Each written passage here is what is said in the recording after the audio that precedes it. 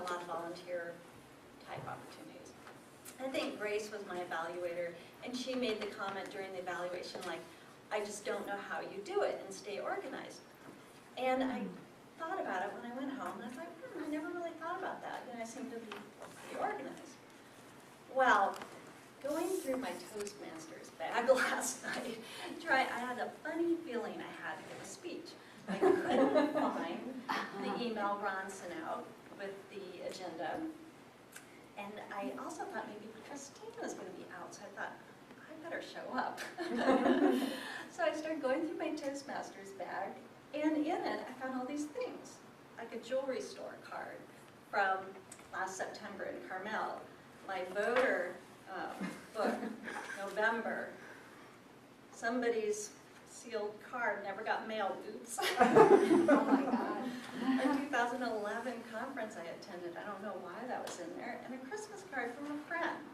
Now, when I started thinking about, like, what happened? Like, how did all that stuff get stuck in there, and why didn't I clean it out before now?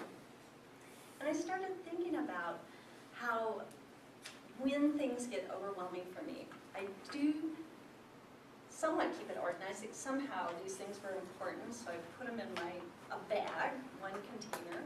Probably I had a party and I put them in there last minute. And I started thinking about, well, what happened?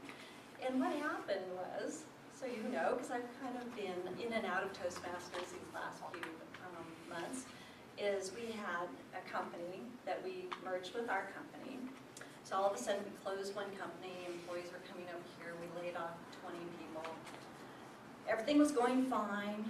Next thing we know, we have to close another department of our company here and lay off a bunch of people, and then transfer data to 2 systems and merge that. In the meantime, my husband, who was living in Santa Monica, basically moved here, moved his office up here. My volunteers activities took off, and our social life started taking off. All good things, right? So, but in the meantime, other things kind of went on the wayside. Invoices. It's like, what? Overdue? I'm really a very organized bill payer too normally, but just things are just sliding by in my home life. You know, we were just having way too much fun. So finally, things are calming down, and I started going through my books, and I found things like this kind of stuffed here and there. I was like, hey, you know, I am just really falling apart. So then I was talking to Mary Jo, and she was showing me like how organized she is, and how she organizes her speeches, and I was like, oh, and I thought I was doing such a good job. Well, now I'm going to go home and organize my speech book so I can come up and give speeches spur of the moment on any topic.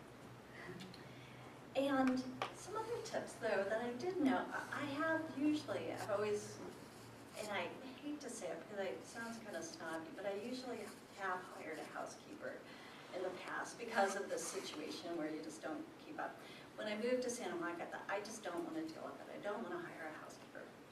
But I did hire a bookkeeper to come in twice because I thought, you know, out of all things, I'd rather clean off the floor than sit down and go through paperwork.